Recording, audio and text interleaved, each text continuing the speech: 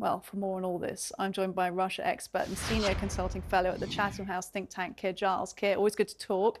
And we're also going to be joined down the line by military analyst and retired Air Vice Marshal Sean Bell. Thank you, sir. Keir, I will start with you. If it's OK, last night we talked to Bill Browder on this show following, of course, the death of Navalny. And he suggested that one of the most effective ways to punish Putin would be to take all of the frozen Russian cash reserves possible, somewhere in the remit of 300 billion, I think it was. And then obviously, if we could funnel them to the Ukraine war effort. But I've heard since there are some doubts that that would even be possible. Would it set dangerous precedent? I mean, what are your thoughts on that? Well, it's not a new question. This is a target that has been identified a long time ago. All of this Russian money that's been salted away overseas and has been earning interest, of course, some of which has already been creamed off and is not being returned to the Russian state. But still, there's a vast quantity of funds which could be put either towards the Ukrainian war effort or towards reconstructing Ukraine. There's kind of natural justice in using Russian money to put right the damage that Russia has done. But, of course, it's stalled up until now. There have been these legal arguments. There have been concerns, as you mentioned, that this may set a dangerous precedent that could rebound on the West under other circumstances. But this is in a circumstance now where people are looking for what they can possibly do. The West has painted itself into a bit of a corner about Alexei Navalny because in 2021, Joe Biden promised devastating consequences if he were to die in jail. The UK, too, has promised that something will be done. The question now is what? So escalating what's being done to counter Russia means looking around for what's left to do. It could be releasing those assets and actually paying them towards Ukraine. It could be releasing the restrictions on US weapons that have actually been supplied to Ukraine already, removing this constraint saying Ukraine can't strike into Russia itself, which has meant Ukraine fighting with one hand behind its back. There are options out there. We're still waiting to see what will actually be done.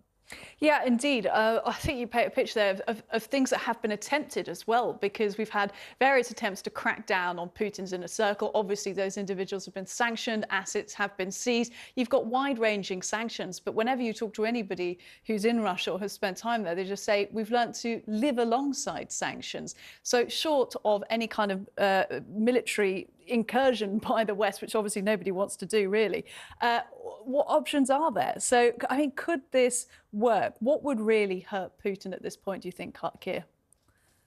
It's a removal of this self-restraint, this self-deterrence that has held back countries like the United States and Germany from actually fully backing Ukraine, putting the restrictions on what they can do with the weapons that are supplied that I mentioned, holding up the delivery of these war-winning capabilities that Ukraine over time has identified as actually being essential, not just to hold the Russians back as they've done up until now successfully, but also to strike back and actually make a difference in the war and eventually, hopefully, liberate the occupied territories.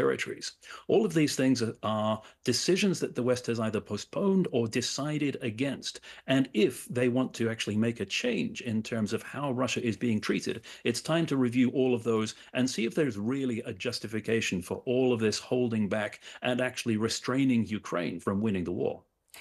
Let's turn to the question of what's happening with these mercenaries in Africa now, these Russian mercenaries in the African continent. Sean Bell joining this conversation. And, you know, it's no surprise. Russia has been operational in the African continent for decades.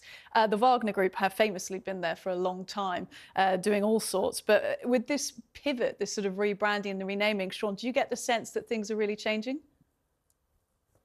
Yeah, good evening, Rosanne. I think we've got to be careful here. I mean, we really came to understand Wagner through Ukraine. I mean, Yevgeny Prigozhin, at one stage, he was the most feared and powerful mercenary in the world, running a huge multi-billion operation and also a mass of fighters. If you remember the fight for Bakhmut, it was largely mercenaries. At one stage, they had 50,000 fighters in the country. But of course, on that fateful day in June 23, Yevgeny Prigozhin had a march against Moscow, and it didn't work. 23rd of August last year, he was involved in a crash. And of course, we heard that the Wagner Group was being dissolved.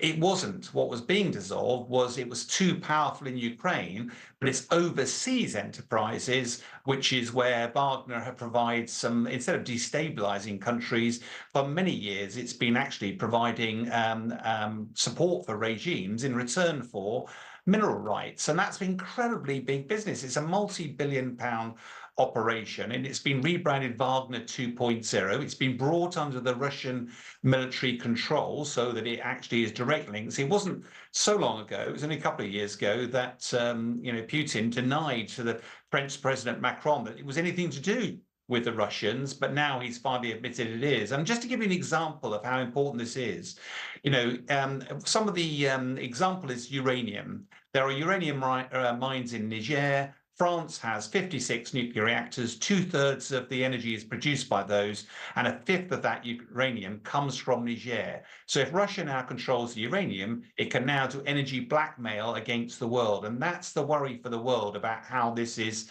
progressing and the influence of the mercenary groups. It is really worrying, Sean. Is there anything that the UK and its Western allies could feasibly do to counter the influence of Russia in the African continent?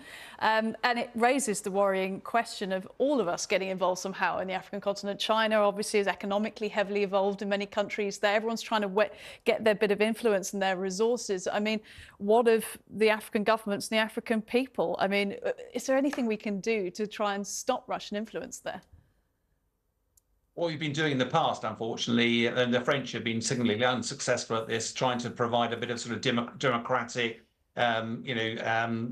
gentle approach. What Wagner's very successfully done is develop very close links, particularly, let's give an example, Mali, Niger, and Burkina Faso.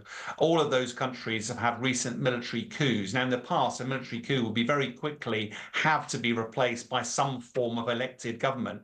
But actually, what Wagner Group has been able to step in with Russian support is they can now, using this package of a regional, survival package, means that actually they can stay in power for a long time. And in return, Russia gets the mineral rights.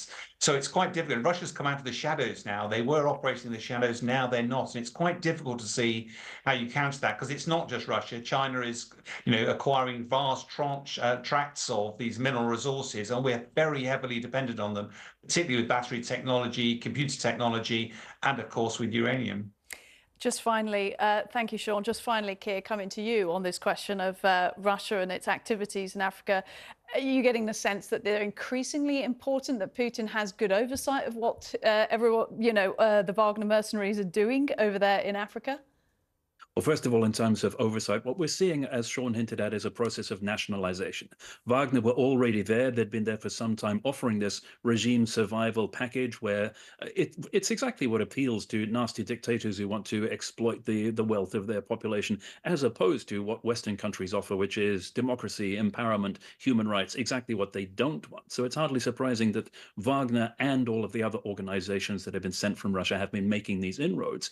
Now they're actually being taken over by the Russian state as part of a process of dividing up everything that Wagner had, because there was a huge sprawling business empire.